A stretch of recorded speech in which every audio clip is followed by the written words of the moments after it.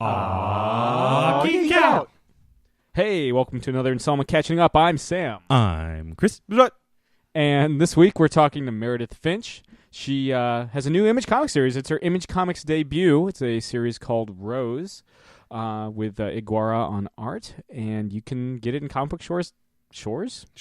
Yeah. It'll wash up. There's got to be stores like I feel like we've had this discussion before. There's comic book stores on the beach, right? Yeah, like in Long Island. I mean, in the Lost Boys.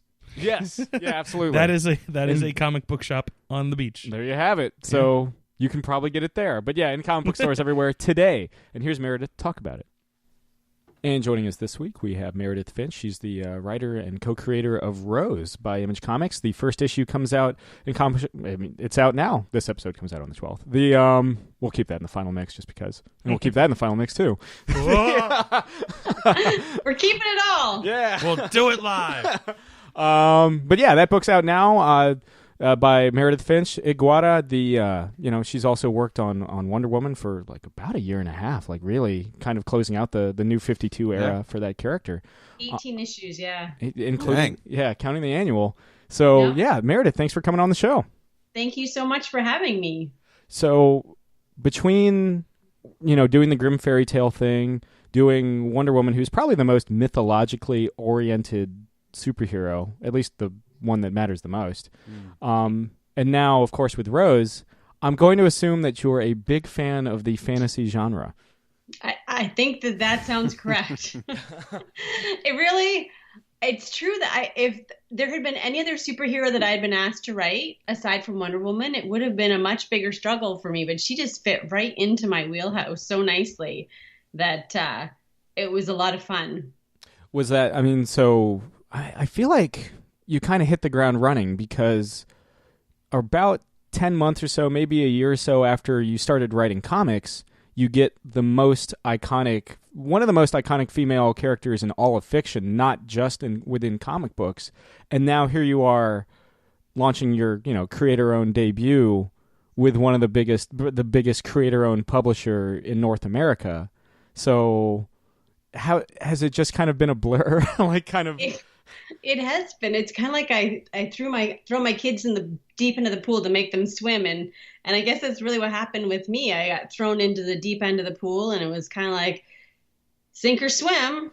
Those are my options, and I've been working really hard to keep my head above water. Hopefully, people out there agree I'm being successful. Again, you've got this big, debut coming out, very, very high fantasy, what really draws you to the fantasy genre in general?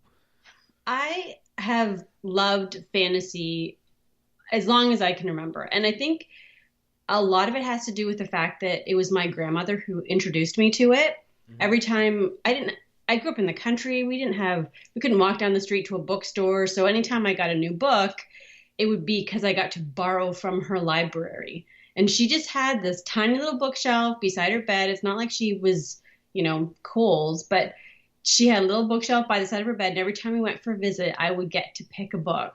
And she loved fantasy fiction. And I think the first series I started on was either David Eddings, the Belgariad, or Anne McCaffrey and the Dragon Riders of Pern. But yeah, she was so much like me, and I just really related to that. And it's kind of, who doesn't like escaping to another world? Mm-hmm. And I think fantasy really was the first exposure I had to strong female leads, and I think that was a genre that even years ago lent itself to that in a way that more traditional comics and TV didn't really do at the time. Yeah, if you think about it, would you go as far to call like Wizard of Oz and like Alice in Wonderland fantasy? Because those certainly have strong. Sure, I would. Yeah. Yep.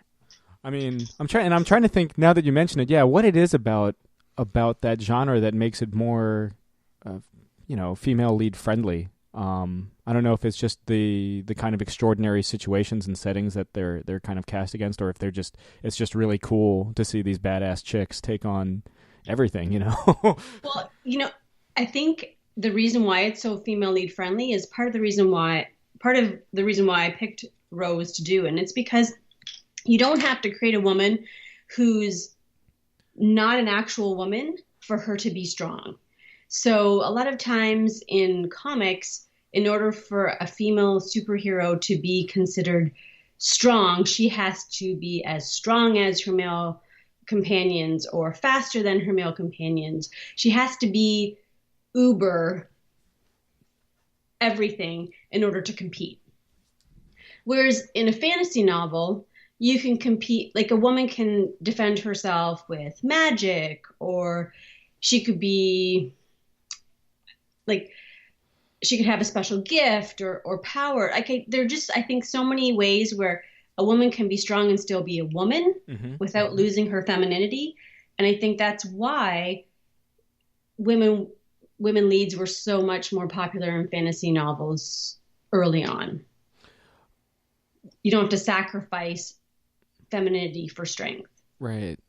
Now, something else that I've noticed both within, certainly, you look at your work on, let's say, The Little Mermaid, or you look at Wonder Woman, you look at, the title character of Rose.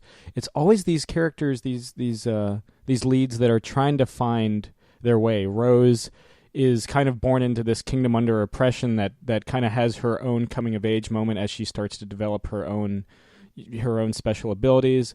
Your Wonder Woman opens up with she's reconciling being the queen of the Amazons, the goddess of war. The Little Mermaid is the absolute, I think, in terms of, certainly for like the Disney incarnation, finding this, young woman finding her way. What is it about those kind of identity issues and kind of taking on that identity while assuming responsibility that drives you with those characters as well? I think it's because it's a journey that we're all taking, and hopefully we never finish until the day we die. And it's something that you can relate to. I find I'm 44 this year, and I feel like I'm still figuring out parts of my life and learning to accept things. And just when you think you've got life figured out, you get thrown a curveball. And the benefit of getting older is that you have sort of a broader experience to draw from to deal with things. But I think it's just a human condition that appeals to me, that how do you go forward in your life and face challenges and trials and tribulations in a way that brings you out on the other end better than you were. And I wish when I was 20, I had the knowledge and experience that I have now. And I think I write a lot of that sort of worldview in my older perspective into these younger characters. Well, I feel like that's part of. I think I can't. Well, maybe I can speak for the other guys. Who knows? You were capable of it. I can certainly give it the good old college try. But I feel like everybody kind of at some point wishes they had the chance for the redo, knowing what they know now. Am I out of line? What, like saying yeah, sure, I think so. The benefit of hindsight and wisdom. that whole thing. Man, I wish I knew then what I know now. And I think so much of it is rooted in experience, and so you're getting these younger characters. I mean, Rose is younger than. It's interesting because you reintroduced. To take it back to Wonder Woman for a second, you reintroduced Donna Troy into DC continuity, kind of as this dark mirror, albeit made of clay, for Wonder Woman, trying to find her way too. Was that kind of a intentional thing there as well? Definitely. I liked the ability, and I've tried to do this in Rose a little bit too, to explore all the aspects of who we could be and who we maybe don't always want to acknowledge that we are.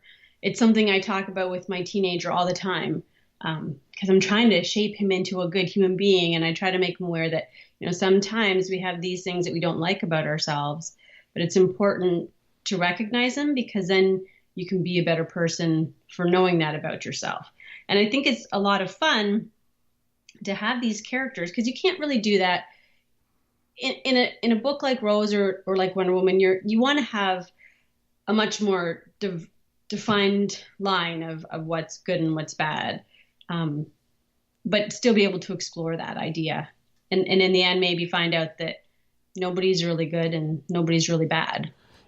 In that sense, what is the main antagonist of Rose, Drusilla? What is she does she similarly kind of exemplify a dark mirror for our title character? She will. And mostly I tried to really articulate it in the book in the ways in which she approaches people and relationships. Mm-hmm. And more specifically, even in the way in which she addresses the men in her life. And that's going to really play a big role going forward in the book. And part of the reason why I wanted to do that is because, again, I always bring it back to my kids. I'm the mother of 3 boys, and I get concerned when I feel like we're asking people to be less than they are in order for other people to be their true potential, for other people to meet their own true potential. And so I wanted to make sure that with Rose as a character, that her strength and who she wasn't stepping on the men in her life to make her strong. I want my kids to grow up and feel like they can be the very best that they can be, and that they should be with women who not only want to be their very best, but want them to be their very best, and have that really nurturing kind of role. And I'm very lucky because I have that in my relationship with David. Sure.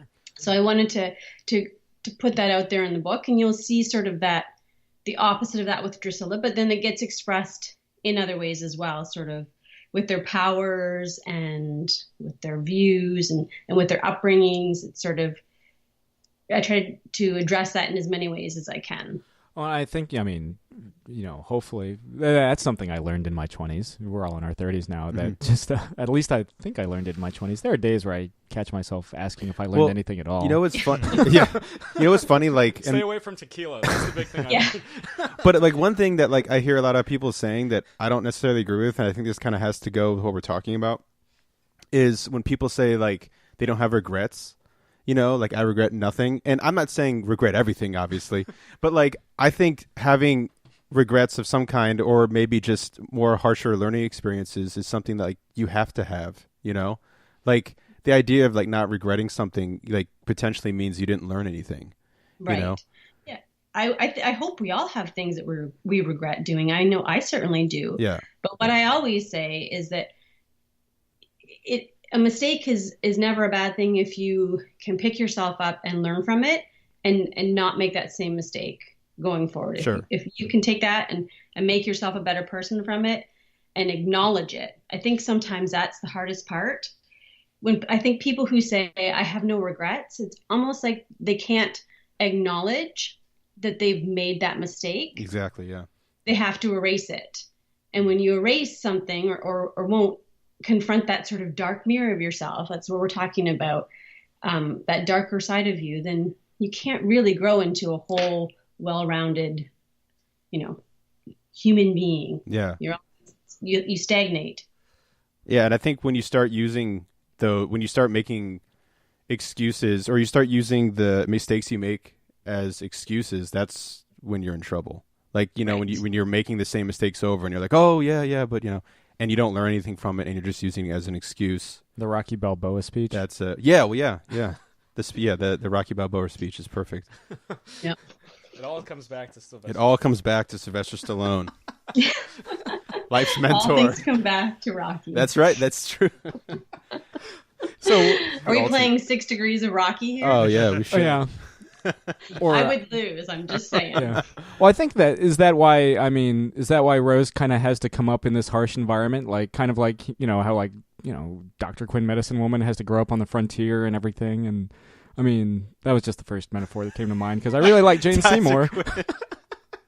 I really like Jane Seymour, guys. But man. The frontier kind of, the first page of Rose sort of has a frontier's quality, I guess. No, it is partly why I really wanted her to have a rough upbringing. And it's also like grew up in such a negative environment, but also because I really wanted with the character itself to have a big contrast. And it's something that even within the colors, Triona and I talked about, that Rose just has this specialness in her, this life that is missing from the land. And Triona tried to just like subtly color things a little greener, a little fresher, a little more vibrant around Rose in contrast to other scenes. So if you're reading the book again after you listen to this, take a look at that, you know, in issue 1 and going forward. What was and the? then the other, Oh yeah. I was going to say the other reason I picked that her character to be that way is because there are very few people out there in the world, and I've met a couple of them who just have this innocence about them that it's almost like darkness doesn't touch them. And when it does, they have this ability to turn it into something positive.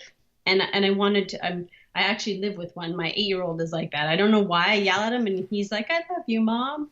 It's okay that you feel bad." I'm like, what? So I wanted to bring that into the book because I think it's really special. And if I could bring that into other people's lives via Rose in a small way, I wanted to do that.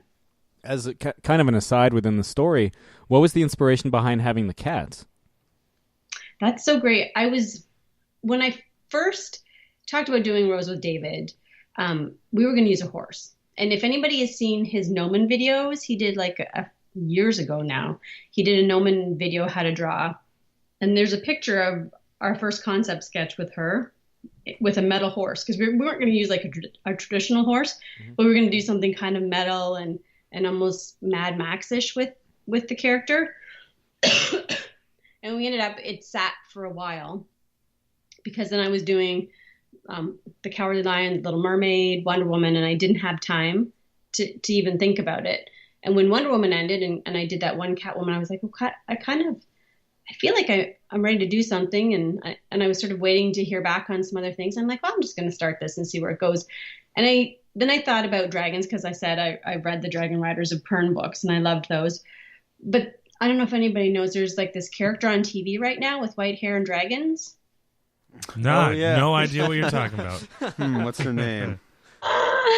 So I was like, well, I can't do that. And I just finished rereading The Forgotten Beasts of Eld, which is by Patricia McKillop, who people may not even know because I don't think she's like a hugely prolific fantasy fiction writer. But it's a story about a woman who lives isolated with a bunch of different beasts. And she has this really cool cat in the book. And I'm like, oh my gosh, a cat would be so awesome. And I love cats. And it's kind of a nice touchback too, because it was the other thing about my grandmother that was, you know, really central to who she was as a person, aside from loving fantasy fiction.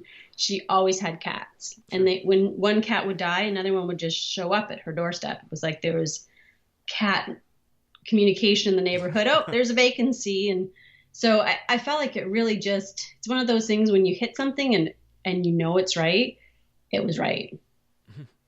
This kind of has like the cats have like a number system like the bakery. Like, oh, this number. Yeah. Ding, ding. Yeah. No, I'm trying but to. You can't just have a pussy cat. Like I had to make it like a serious. I'm going to do a cat. Let's make it serious. It had to be metal as hell. Yeah. I mean, yeah. I think that's the big thing that really differentiates this from a lot of fantasy fiction. Because, like you were saying, yes, we've seen can I not Silver? Speak? Silver. That's the it's yes. late. Yeah, the platinum colored. I can say platinum, Yeah, but not that's silver. Yeah. It's the S and the L, I think, with the V right there, and the R. Really, just The all whole every letter. Yeah. In the thing. I think I can land the vowels. Okay. I think it's, we've seen dragons, we've seen silver-haired, we've seen magic, but we haven't seen these like badass giant like cats of like wildcat-sized creatures, and it's going to be interesting, I think, as someone that's maybe read ahead for like an issue of. Oh, by the way, for anyone at home, pick up the January issue of Image Plus. We also go into detail about Rose, but yes. It's very interesting to see how their role in this kingdom will kind of play out through the story.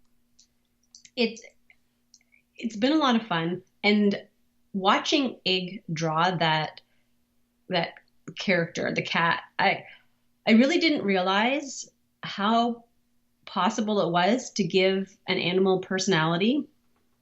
But Ig is such a genius, and he's able to give Thorn these huge range of emotions from angry, which I mean, I think we can all understand what an angry cat looks like, but to sad and in pain. And it just like I feel so lucky with this book. I just feel all around.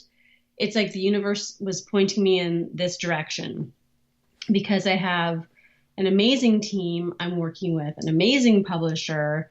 I didn't try to get something so iconic looking, but with Ig's artwork, I feel like David was doing a cover for issue 4 last week, and he said, Meredith, as I'm drawing these, these characters, they just feel so iconic already. So I feel like some things you can't plan for. All you can do is go out and try to do your best, and then serendipity happens. How did you kind of link up with Ig? I knew Joe Prado, who is Ig's manager, I guess, and I knew a couple of like guys who managed artists from other countries. So I contacted Joe. I contacted David Macho from Spain, and I contacted another fellow from Spain and said, "Hey, I'm thinking about starting a book. Probably going to self-publish. Do you have anybody who might be interested, or could you send me some samples?" Because I contacted Miguel Mendonca, who I worked with on Little Mermaid. I contacted his manager, and they all sent me samples, and I looked through them myself, and I looked through them with Dave, and there was just something about Ig's artwork that stood out for me, I saw a few samples, but there was one page in particular. It was like a girl sitting on a couch in a library, and it looked like it might have been from Magic or something. Do you know what I mean? Like it had a fantasy fiction kind of feel. It wasn't superhero-ish. And he just had such an expression on her face. And it's the thing that I love the most about what he does, because the characters, their emotions are so amazing. Like I gush about him all day. And David, who didn't really know Ig's artwork when we hired him, has become such a huge fan. And he's the kind of guy, he just reads comic books for the art. And he's just become a huge fan of Ig's work. Every time I show him a page, he's like, oh, he's so good. So. Well, I think he does capture, Rose comes from a place of vulnerability. And of course, Drusilla is very much like, we were saying her opposite. I think the big thing, as a reader that I'm picking up that separates the two, like you were saying,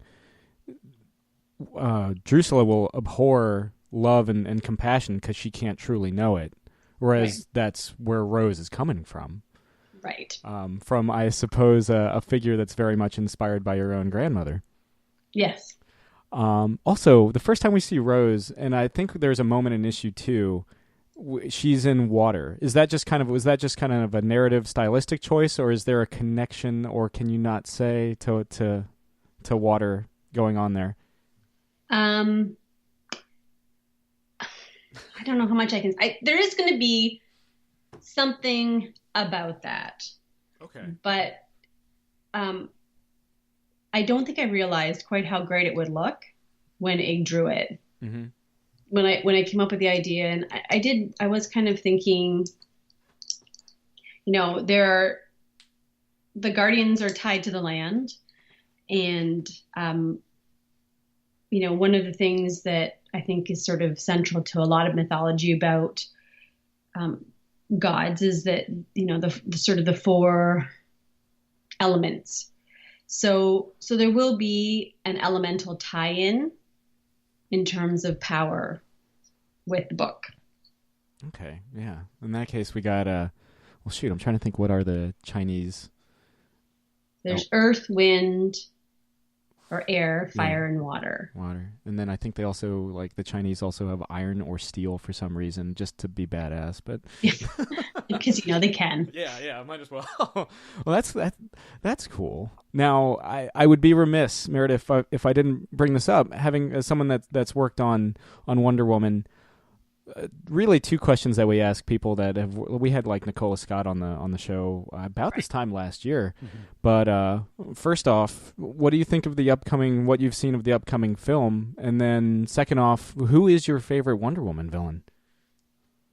Okay. Oh, tough question. So, well, the first question is an easy question because I think everything I've seen from the Wonder Woman film looks incredible. Like, incredible. I think it's going to be DC's breakout superhero movie in a way that, maybe some of the other ones like Suicide Squad and the Batman, Superman weren't necessarily, they were successful, but maybe not on the Marvel level with the legs. I think Wonder Woman is going to be their breakout movie.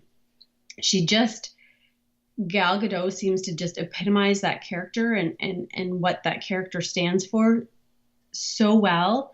She has that fierceness, but she has a softness and a sensitivity to her. And again, I used the word serendipity earlier on. I feel like this is going to be something special, this movie. I'm so excited. Even my kids are excited. Mm-hmm. They're like, Mom, it's Wonder Woman. I can't get enough of all the Wonder Woman stuff that's out there right now. June can't come soon enough. Mm-hmm. And then what my favorite Wonder Woman villain. Right, because I feel like her rogues gallery isn't as, unfortunately, as per se iconic or as well defined as, say, Batman or Superman. It's really not. I mean, I know everybody has like Cheetah. I didn't really do much with Cheetah. Like we had that one story with her. In some ways, I would have to go back and say when Ares was her villain was probably my most favorite, just because he exemplified everything that she was against. I felt like that sort of, as a daughter of the gods, and I don't know, I felt like Ares at the time, that's pre New 52, right? When Ares was the villain. Yeah. Because in New 52, he basically looks like Brian Azzarello. Right. He is Brian Azzarello. I said when I first started working on Wonder Woman, I'm like, Dave, what Brian Azzarello looks like? And Dave's like, oh, well, just open up the comic. Because that's Brian right there. I'm like, oh, okay. So he was, when I first met him, I was like, oh, you must be Brian. But yeah, no, that arises a good point. Yeah, probably. I mean, Ares is pretty cool. Ares is badass. Yeah, pretty he is kind of badass, right? Yeah. You need someone who's badass because she's so badass. I feel like, he's my choice. I don't know. I didn't win femininity points there because I didn't pick a female villain for her. But I don't feel like her female villains are as good as they could be. I mean, it would be what? Circe, Strife, Cersei, or Cheetah. I tried to talk Dave into doing things like Big Bertha, or he's like, no, Giganta. What is the White Swan or the Silver Swan is one. Dr. Poison, yeah. Well, I mean, at the risk of getting my nose brown, and to kind of go to your earlier point about couples having to bring their intent, to bring out the best in each other. I really do felt like you wrote to David's strengths, and he brought it all your scripts to life to glorious effect. Thank you. I felt like it was a really good team up for us, and for me, it was very helpful going on my first big superhero book with kind of a safety net, because he really knows what he's doing. So when we first started, I would just write like, here's my page. Here's a page on Word of what I think should happen on pages 1 through 5. And this is and we go out for a coffee at Tim Hortons because we're Canadian, and we'd break down page layouts, which he never normally does, but we do page layouts for the first 5 pages, and so that he knew exactly what I wanted, and it was a lot of fun working with him. And I do feel like as a writer, you should be writing to your artist's strength. I mean, it's a little, this is a visual medium. So if I'm not writing to the strength of the person who's expressing what everybody out there is going to see, that I'm wasting an asset. So yeah, it was a lot of fun. in retrospect, I mean, what would you say were some of your big takeaways from working on Wonder Woman, and how did that help you kind of inform the storytelling approach with Rose? It was really good for me. Wonder Woman was great for me to learn how to do that sort of planning a story over 6 issues and knowing where your ending point is. Because prior to that, I'd sort of been a little looser about knowing exactly what my end goal was. So it was really great for that. It was also really great for finding my confidence and being willing to stay the course or be true. I think that was a lesson I learned with Wonder Woman, that, how to just stay the course and tune out the background noise that might tell you that what you're doing is not what you should be doing. Because writing a character like Wonder Woman, she has so many incredibly passionate fans, and everybody has an opinion about who she is and what she should be and how that book should be written. So it was very good for me for that as well. Okay. And I mean, I fell in love with her in a way that I didn't, I always loved Wonder Woman, but I fell in love with her as a character writing it, which I'm incredibly grateful for. Well, to that point, so you mentioned, yes, Wonder Woman has a legion of fans and she means something different to everybody. What does Wonder Woman, now that you've had the benefit of hindsight and the very rare opportunity to kind of get inside and help craft, more expanding to the character's mythos, what does Wonder Woman, what does Diana Prince mean to you? I always say I approach this from like a mother's point of view, because I feel like she is that role a lot of times for the Justice League, and even on Themyscira, but I feel like she's love. Like for me, at the very heart of it, the epitome of Wonder Woman is love. Love for humanity, love for her enemies, just love. Like everything she does, and that's when I wrote Wonder Woman, I always tried to approach it that way. Like everything she does comes from love. As complicated as love can be, especially towards in all its forms. Yeah. So Meredith, something we ask everybody that comes on the show: what are you currently geeking out over? Oh, the 100. Oh, the CW show. Yeah, so we just had March break here in Canada, and I'm desperate to try to get my boys to read, because boys like to play video games, and that is, some stereotypes come from actual places. And this is one where, my boys love video games. They're very visually driven. And so I was like, let's go to the bookstore and see if we can find you a book. And he's 13. Let's try this. And so he got it, and I took away his phone and I took away his video game. I'm like, you have to read. You can't spend the next 9 days sitting in front of a computer screen. Mm-hmm. And at the end of that, I'm like, and hey, there's a TV show about this book. Did you enjoy it? And he's like, yeah, I loved it. So we sat down and we started watching it. And every night he comes to me, because I only let him watch 2 episodes a day. He comes to me and he's like, are you ready to watch our show now, Mom? And I love it because it's our show. And it's a great show. It's so much fun. It's so well written. The characters are well acted. So I'm geeking out about the 100. I love that show right now. I will be honest. I watch a lot of CW, mostly the superhero stuff, because the show's called Geek Out, but I still need to give the 100 a shot. Yeah, I haven't. Yeah, I've been hearing, you're not the only person I've heard that has sung that program's sweet praises. So yeah, it's my sister told me about it. Like I think 2 or 3 years ago when it first came out on Netflix. And I'm like, yeah, I don't know. It doesn't really sound like my thing. And she's like, no, you're going to love it. You're going to love it. And it's when people describe it, you're kind of like, I don't know, 100 kids getting sent to Earth. But they really do a phenomenal job with it. You got to try it. Try one episode, you'll be hooked. Yes, ma'am. I will send If you. you like CW, you will like this show. I will get at you on Twitter or the email, and I will let you know. Maybe that'll be And the. I will say this is one of those shows you're like, what just happened there? I like a show that can do that. These days you don't very often get shows that are like, what just happened? Was that a show that really just happened? did it get you from jump, or did you kind of have to like kind of settle in for like maybe like 4 episodes and it's like, oh no, this is actually like hooking me pretty hard?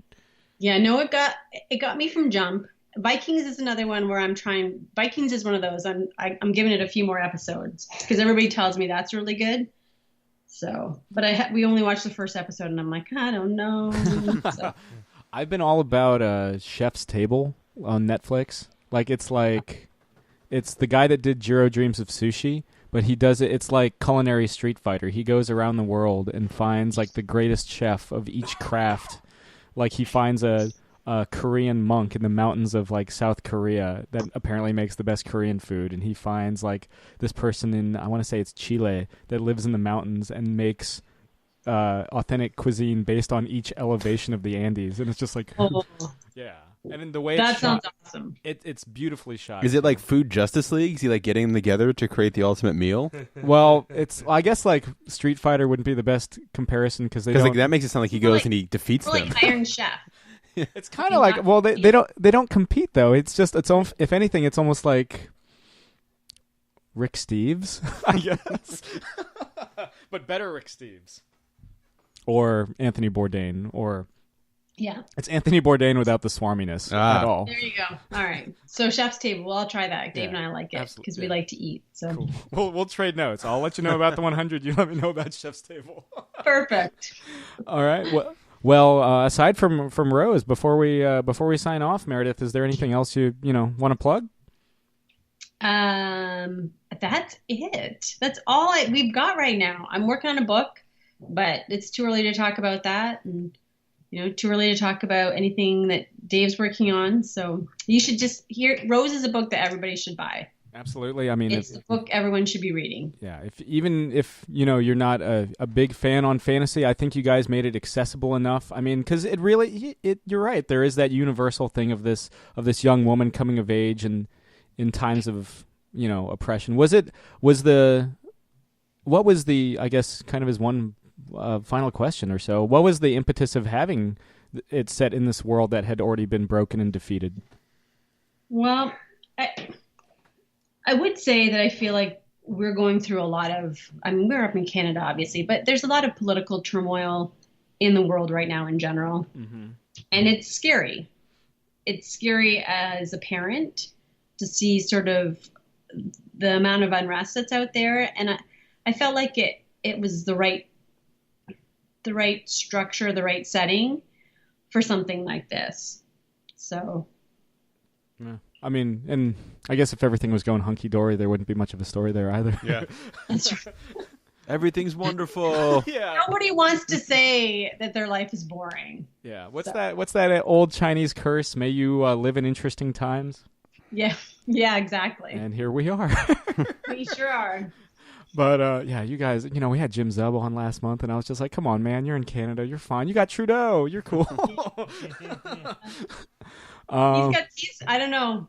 I'm not going to say anything, but okay, sure. The papers are after him right now. Oh, he doesn't understand. Interesting. So, I guess. But don't. I said that out loud. People are going to be at my door right now. The Justin, don't harm the Justin. Heaven forbid. But yeah, so Rose, #1 in comic book shops everywhere on, again, Wednesday, April 12th, which is today. So that's right. So go get it. Go get it. Check out those 3 volumes of Wonder Woman. I believe volumes 7, 8, 9, if memory serves, available in comic book shops everywhere in Comixology. And Meredith, thanks again for coming on the show. Thank you so much for having me. It's been a blast. Lovely chat. Lovely chat. Oh, yes. Oh, yeah. No, it was good. It was good. Have you guys ever seen the 100? As of the recording of this episode, I still have failed. to make good on this promise. No, not at all. By the time this episode goes up, I will watch it because it's for free right now. The first episode on Vudu. Ooh. So I'm gonna watch it before this episode posts. Watch it on Netflix. Yeah, isn't it all on Netflix? Also on Netflix. Yeah, you don't have to own it. Yeah.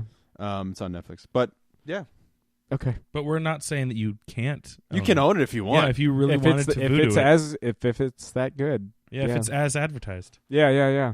I wonder if she's watched Chef's Table yet. Meredith, if you're hearing this, have you listened to or watched Chef's Table yet? Have you listened to it? Yeah. Just have it on in the other room. Don't take in the breathtaking cinematography. No. No, that was a lovely chat, and it's always cool talking Wonder Woman. Oh yeah. So yeah, you guys get into anything? You Let saw a film. Let me figure out. Yeah, You I did see something today. I saw Ghost in the Shell. Very, very pretty.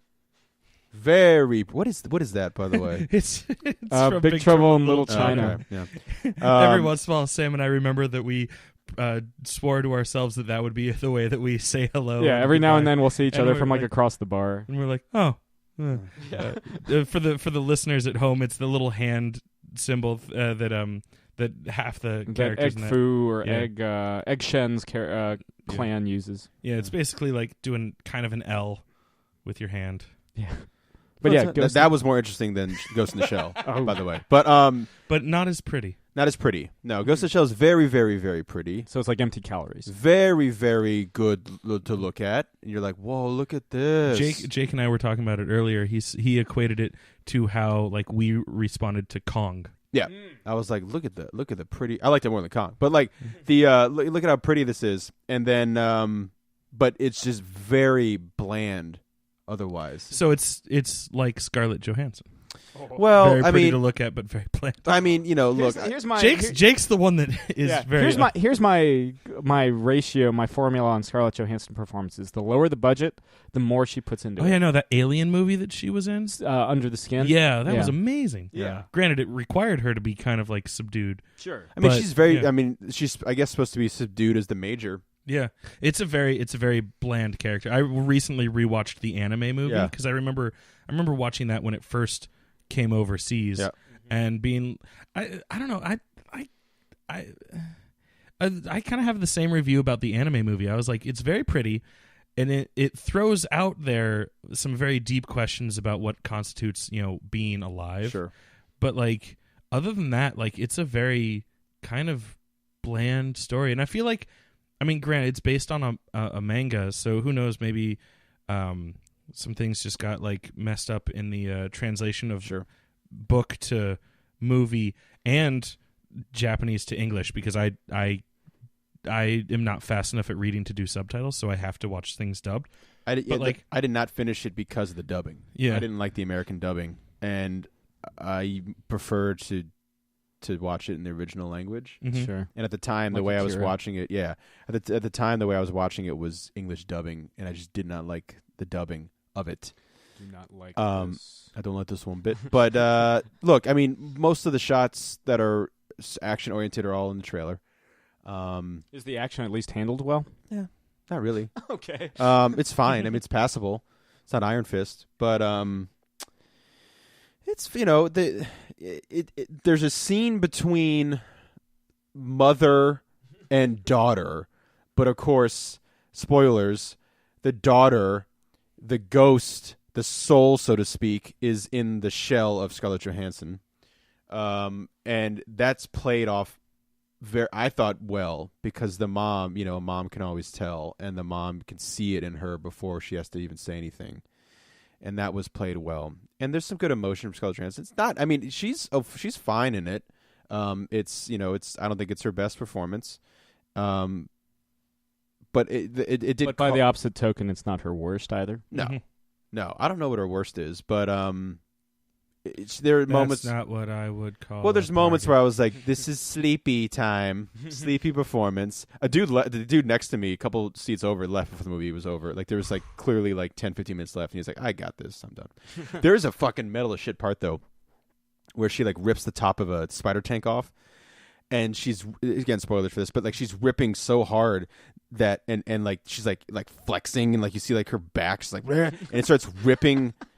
She basically rips her own arm off. Like she's like the sinewy is ripping off. And So she's it's like Evil Dead. and she's like and like that like, happens in the first anime movie. Too, Yeah, it just rips off. I was hoping that it was going to be. It's that part was cool. That part was cool. There's, I mean, again, when she's like you're just like, Major going in, and they're like, don't go in. She's like, I'm already in, and then she's like running up walls and shooting people, and like the invisible suit was cool.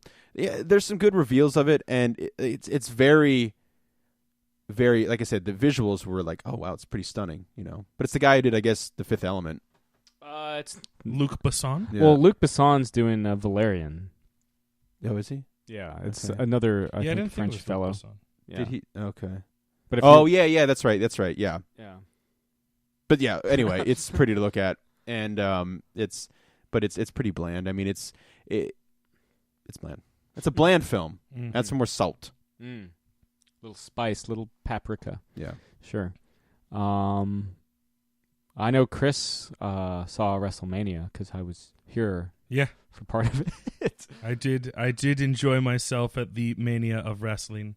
I guess since this thing's posting a week and a half after the event, we can go into some of the. I mean, Yeah. there's already been two Raws and 2 SmackDowns since. Yeah, at the point of you listening to this, there have been the Raw after WrestleMania and the Raw, the next following Raw, which means you're ahead of me, because I don't know anything about the Superstar Shakedown that Vince McMahon talked about on the Raw after WrestleMania. But it was a very fun show. A lot of people instantly started shit talking it just because of how it ended. Because spoilers, if you haven't watched WrestleMania for 2 weeks, The Undertaker fought against Roman Reigns for the main event and lost clean to Roman Reigns, which I will agree that was very upsetting. That he would lose clean to Roman Reigns, and then as part of his exit, removed his gloves, hat, and jacket, signifying that he was retiring from the ring. So yeah, that was kind of a sad moment. Like, even though I wasn't like watching WrestleMania, growing up watching wrestling, Undertaker, it's almost impossible for you to not know anything, like that the Undertaker exists. Yeah, you're aware. Yeah. So like, Yeah. it still was kind of like oh damn, Undertaker's retiring. Well, the thing that's crazy about that is, like, I saw him wrestle in person in 1995, Yeah. and it's 2017, and Yeah. he was a 5-year veteran at that time. Yeah, no, he is the basically last of a dying breed of wrestlers who, like, that's still like the pre-internet wrestlers, and the guys that still hold very wholly to the what's known as kayfabe, where you still act like everything's real and everything's 100%, and that he actually is a zombie, and stuff like that. So like it was like it was closing a book. It was turning a page. Actually, I guess it would be more appropriate, like closing a book on that era of wrestling, because there's pretty much no one else still around that, like, at least like in their own portrayal of their character, holds that true to the industry, if I may. Except for that weird American badass phase. Yeah. I'm an American badass. Josh still thinks that's cool, so that's fine. Josh was here. He was very upset because the Undertaker's the only wrestler that Josh cares about. But overall, and so therefore, because of that, a lot of smarky fans are really pissed off at this WrestleMania. But if you take the WrestleMania as a whole, not just that one event, it was actually a very good WrestleMania, especially since last year's was so lackluster. So hooray! Overall thumbs up. John Cena got engaged to Nikki Bella, which we all kind of knew was going to happen because John Cena doesn't do anything that's not scripted. But I love John Cena; it's fine. And my boy Dean Ambrose retained his title in a very unfortunately boring match. He doesn't have good, like, high caliber pay-per-view matches, apparently, but he's great. Well, it was a pre-show match too, wasn't it? Yeah, well, it was weird. It got juggled around. It got bumped to the pre-show because they wanted to have the SmackDown Ladies match on the main show, and I think they did that last minute because they were like, oh wait, Naomi, one of the female wrestlers, has an entrance that relies heavily on glow in the dark effects, and the sun's still out, and we're in an open air arena. Maybe we should have them go on after the sun sets, because that'd be like Undertaker coming out during the day, which is what happened like 3 years ago. I think it was watching this WrestleMania, and I only stayed through the Shane McMahon AJ Styles fight, which was a great fight. It was very surprisingly. I will talk about that once you're done talking. Well, I was about to say, like, watching, because the Royal Rumble was part of the pre-show too. Battle Royale, but Battle Royale. My bad. Royal That's Rumble fine. starts the road to WrestleMania. Yeah. Watching the Battle Royale, which they kept calling just the Royal. Yeah. Fucking I can't even remember the commentator's name. The one that everyone hates. Fair enough. The one that everyone... Michael Cole. Fucking Michael Cole. It's kind of... I mean, it's like Gangs of New York. You're just watching like these guys awkwardly like oopsie daisy. Yeah, fake punch each other, and then like Braun Strowman and the Big Show just kind of like stand in the middle, like, oh, I'm gonna. You're. Then everybody just kind of like, you've come to back to your city to die. Yeah, I can't stop you. And then they just both get thrown out. Yeah, that was a big surprise. It felt like they were building that up to be the two of them. You know, it being down to one of the two of them. And then they're the first two kicked out, and I was like, oh, shit. And then I suddenly remembered that Mojo Rawley had been getting quite the push leading up to this, and I was like, oh, are they going to have him win the Battle Royale? And he's going to get the Andre the Giant trophy, which means in a year he'll be given good pushes. Because that's what happened to Baron Corbin. Fair enough. And Cesaro, I think, took 2 years. Big Show was already big, though, so that's fine. But did Cesaro have the aid of Rob Gronkowski? No, he did not. Oh, God, I remember seeing that. Yeah. Next day in Sports Oh, Center. my God. Yeah, so it was really funny. So it's down to, like, what is it, like 3 of them. Yeah. And Mojo Rawley gets kicked out of the ring, not over the top rope, through the middle of the rope. So he's still in it because you have to be thrown over the top rope. And right there, you know, almost magically, he rolls over to where Rob Gronkowski is standing at the front row. And Jinder Mahal, one of the other competitors, like, starts yelling at Gronkowski for, like, no reason. Just because he's there, and everyone knows who he is, and everyone knows that he's, like, best friends with Mojo Rawley. And Jinder Mahal, like, grabs the Gronkster's what's his nickname? Just Gronk. Gronk. Yeah, grabs Gronk's drink and throws it in his face. And The Gronkster. the Gronkster. And then goes back into the ring, and Gronk jumps the barrier, and you see this security guard run up, not knowing that it's a setup at all. It's trying to push him back into the crowd. And it's not like a big security guard. It's No, like it's a little lady security guard. Yeah, just like, oh no. Yeah. I'm like, just by size ratio alone, Gronk can toss you back into the audience. Yeah. And then you see the security guard get pulled aside, and I'm like, oh, this poor woman. All of this happened on screen live.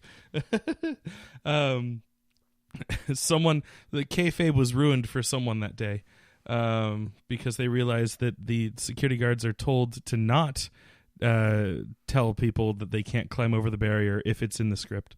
But yeah, so then he runs into the ring and like clotheslines Jinder Mahal.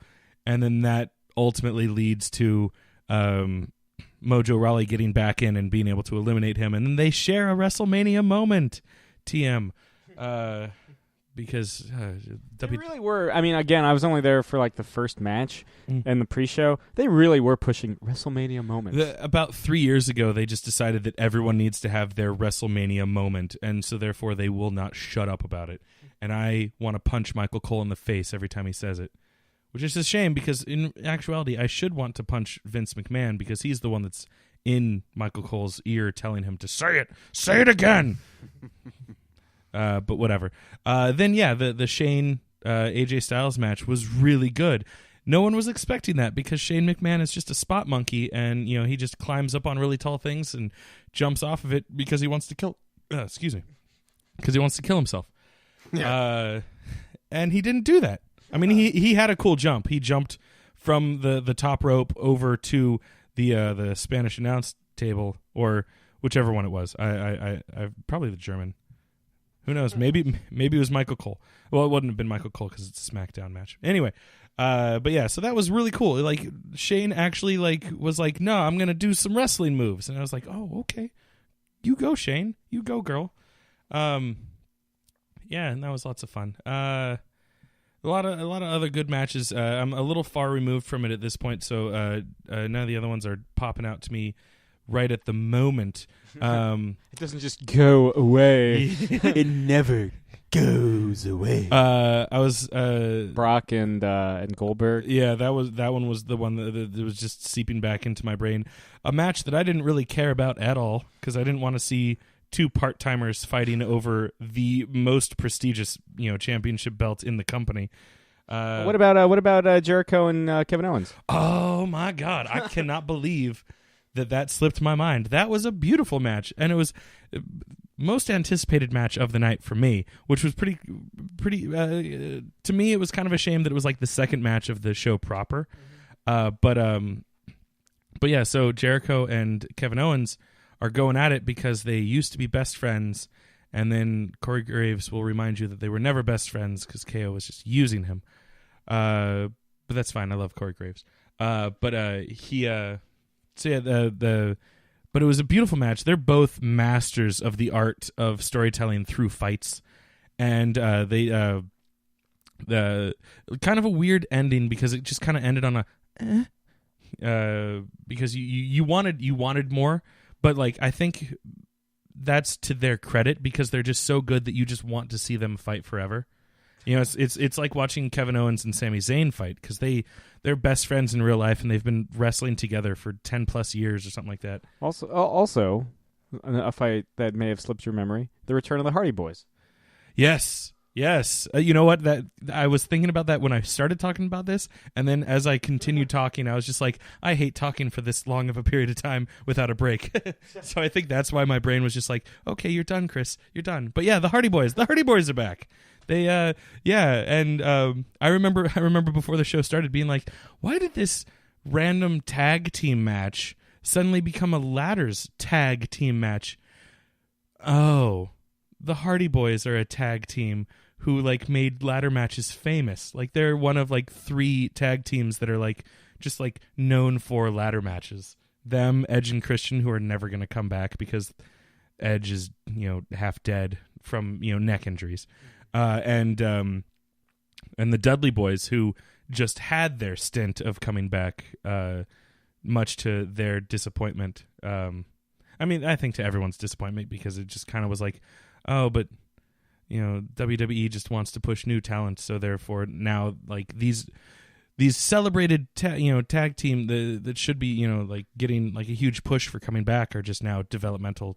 You put over these new kids. It's oh, okay. Which I think is why the Hardy Boys or Jericho still being in the game is so cool. Yeah, thanks to DDP Yoga. Or even Shane. Yeah. Shane was wrestling out of his mind in that opener. Mm-hmm. Yeah, it was nuts. It was great. He had a lot of good moves for a guy that isn't really a wrestler. So that was cool. Landis compared it and said it was the equivalent of watching an ordinary human try his best to stop a superhero. Yeah, and that's pretty much what it was. And then we had Bray Wyatt versus Randy Orton, which I was like, oh no, don't give Randy Orton the belt. And then they gave Randy Orton the belt. I fucking hate Randy Orton. He's the worst. He's worse than John Cena. I said it. But yeah, and also it felt so unfair to Bray Wyatt because Bray Wyatt's been in the background for years now.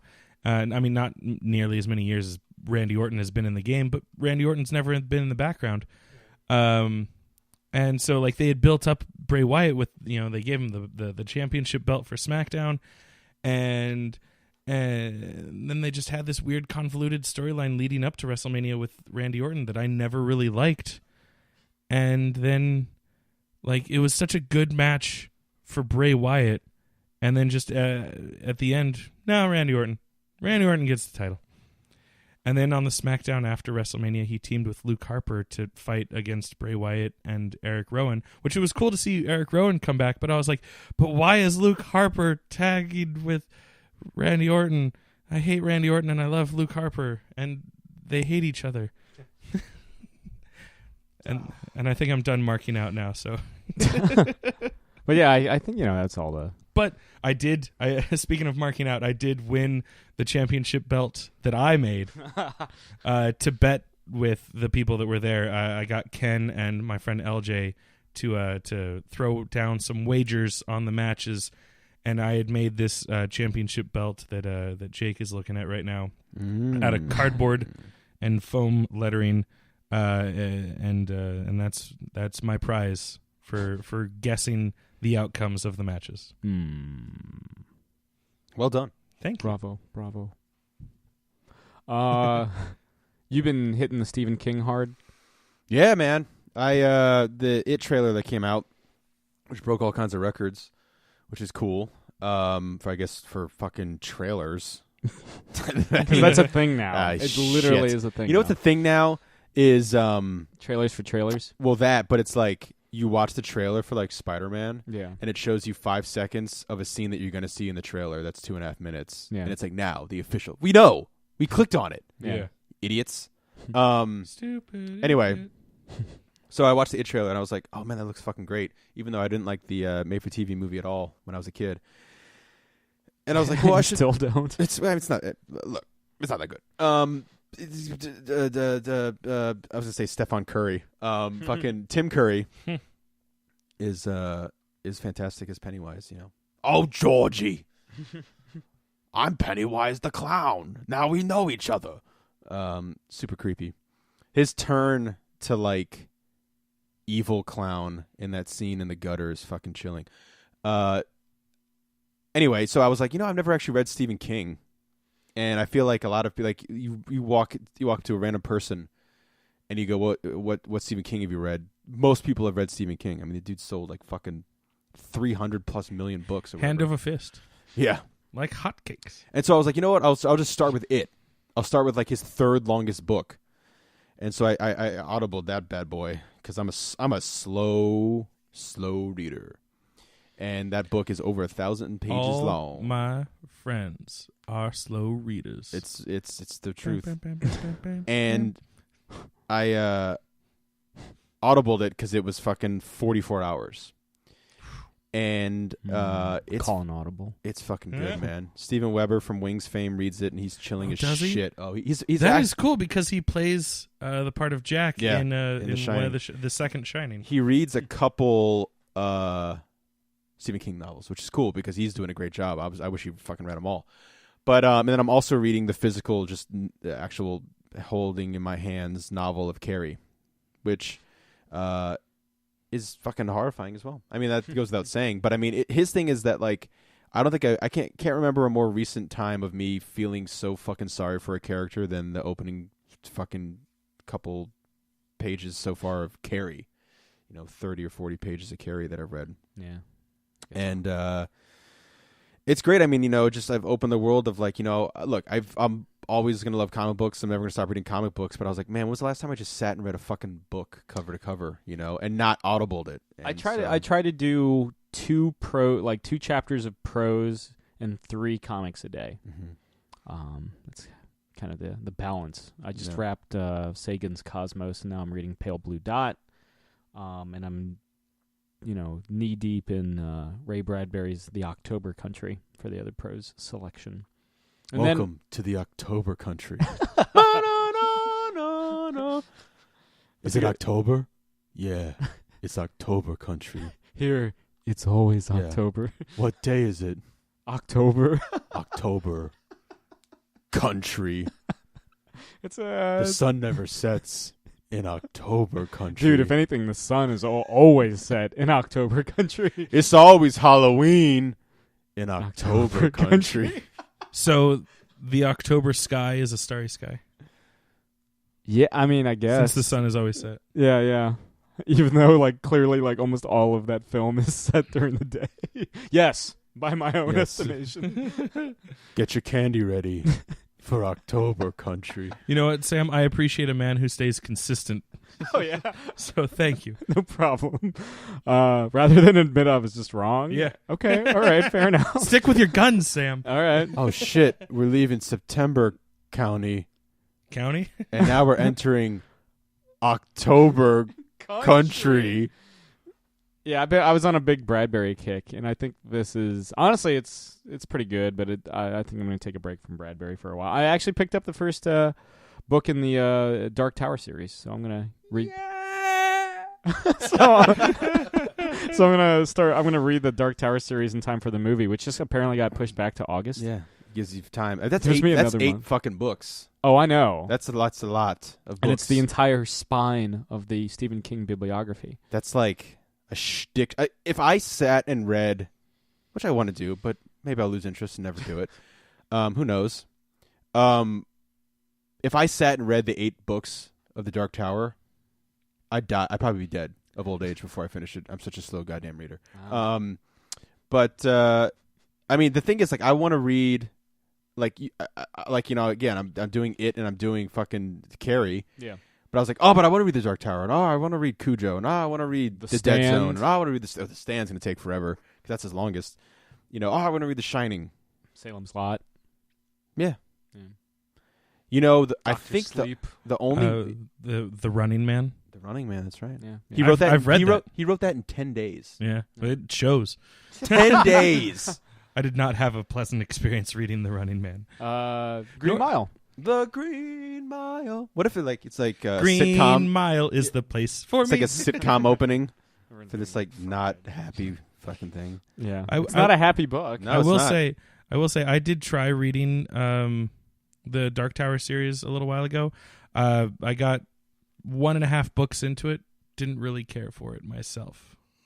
Starts in the early 80s and then he finishes it in like 2009. Is that the most recent? Huh. I think so. Thanks. And the movie is supposed to be both adaptation and continuation of the book series. Yeah. Interesting. I feel like of the nature of the Dark Tower without giving it Mhm. away. yeah. My thing about it is like, how the fuck are they going to adapt that into a movie? Like 2 hours? Yeah. 2.5? I mean, whatever. I don't know what the runtime is. But if anything, like, it's really, from what I've gathered so far, a couple hours in, it's like it's 2 movies at least. It's when part they're 1 young and part and 2. when they're old. Yeah, when they're young Yeah, and yeah. they're old. I mean, the TV series did that, right? And so did the miniseries, and so did the one for Salem's Lot. Yeah, Which is where I think they got the idea. the TV miniseries supposedly is like not even close. There's some that in The Shining, though, because The Shining, like, Kubrick makes it kind of ambiguous, at least until the end, if there's actually ghosts or if it's just Jack going insane and regressing into alcoholism. Whereas, what's the it? Weber, the ABC miniseries, Yes. or CBS, doesn't matter. The miniseries with Andrew Lloyd, Steven Weber. But the book is very. It's like no, there's fucking ghosts. Yeah.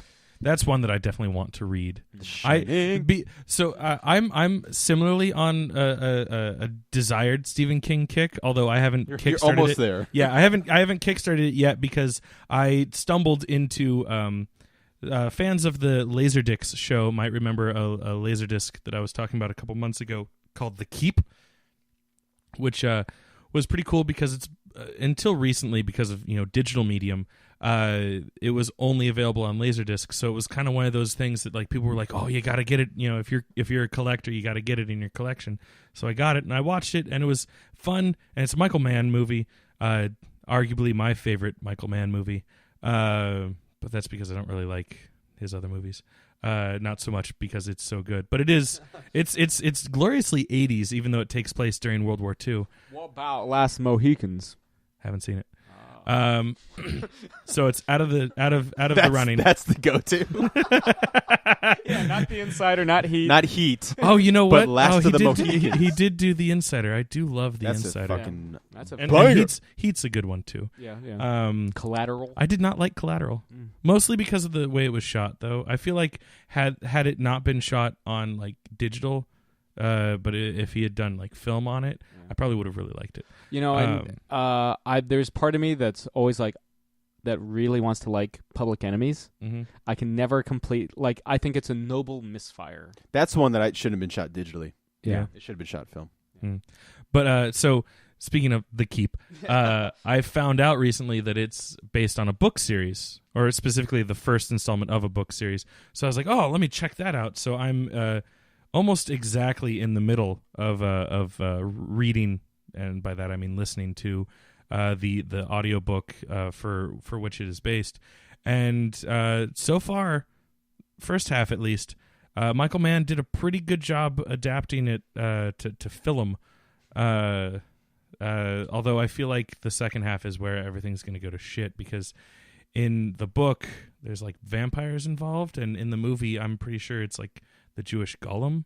So, we'll see how that goes. But it makes sense because like Nazis are in it, so like, yeah, okay, Jewish Golem. Just like that episode of X-Files. Yeah, or that episode of Sherlock Holmes or Sherlock. Yes, the Golem in the season 1 finale, my personal favorite episode of the entire series. I would agree with that. I haven't seen the latest season of Sherlock. Nor have I. I still haven't seen the Christmas special either. Yeah, the Abominable Bride. Yeah. I haven't seen that either. I have started watching Better Call Saul, like the second season, because they just added season 2 to Netflix. Pretty fucking good. I saw your tweet about it. I saw somebody else, because one of my other friends on Facebook wrote a thing, and he's like, why is no one talking about this? Yeah. And someone posted, who I don't know, an interesting thing at the bottom, and they said, if Breaking Bad didn't exist, would the show be as good? That's an interesting prompt. I think aside from the knowledge of where these characters go, I think so. I think is it a show that leans heavily on the fact that Breaking Bad nod. No, as a credit to Vince and Peter, I think they which is cool. Yeah. I mean, knowing where it goes certainly enriches the experience. Mm-hmm. If you had never seen Breaking Bad, and all of a sudden, like, because all the season 3 promos are up, and like Gus Fring is like, "Hey, pollo." Yeah, I saw him.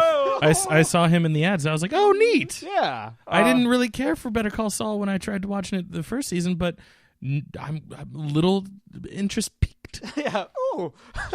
It was like I got goosed. It's a beautifully shot series. It's the Breaking Bad gang still at the top of at least behind the camera, I think at the top of their game. And I mean, Bob Odenkirk he wasn't the biggest draw for me in Breaking Bad, but he certainly wasn't a turnoff. He certainly wasn't. He was always fun. He was always good, yeah. Him and Bill Burr, they always kept that thing going. But yeah, I personally think, even if you haven't seen Breaking Bad, can you still enjoy Better Call Saul? Yeah, but having seen all of Breaking Bad, it just enriches the viewing. Mm-hmm. It doesn't necessarily, it's not dependent on, certainly not by season 2, because it's really, Better Call Saul is really the origins of Saul Goodman, and his, more so the emotional crux of it is his relationship with his brother. Mm-hmm. So I heartily recommend it. But watch Breaking Bad, kids. It's a fun fucking show. It's like dark, funny dark, super dark, kind of darkly funny dark. Scanner darkly dark. Yeah, Philip K. Dick, and then just dark. But no, I was thinking about that the other day. That's a great fucking show. How do I not own? I think I only own the first 2 seasons of Breaking Bad. Yeah. It's hard for me to own a show that's on Netflix.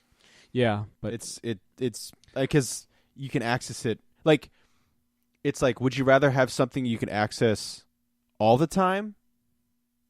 And I'm talking about like physical thing, or would you rather own something that you could only access, like if you have a player for it? You know what I mean? And while the contract between that streaming company and the production company is active. Yeah. Like they just lost. What did Netflix just lose that everybody was like up in arms about? Because the first of the month is not far away. X-Files. X-Files, I believe. Yeah, that's they a just big one. lost X-Files. That's a big one. They were going to lose Clone Wars, but that's still on. Oh, is it? Yeah, which is cool because I'm still... Doctor Who was like a year ago. Yeah, because they signed the big exclusive contract with Amazon. Mm-hmm. Yeah.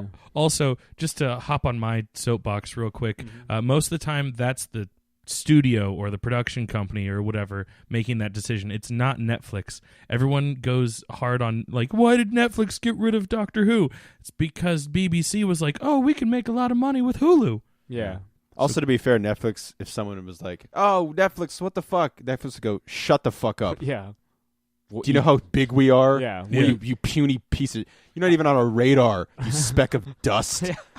I think it was... Fuck you, humans. I think it was revealed that, like, approximately a third of the broadband in the United States is spent streaming video, including Netflix.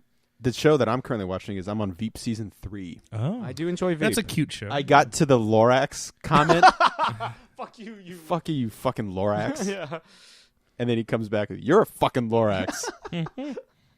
Great. Although I will say, season 3's got some like dramatic long beats. The most recent season, I think we mentioned as much to... It's like 5 or 6. Yeah, whatever season just... Because we were talking it's 5 to or 6, yeah. Scotty Young about it. I think he mentioned that we were talking about the Lorax thing. Yeah.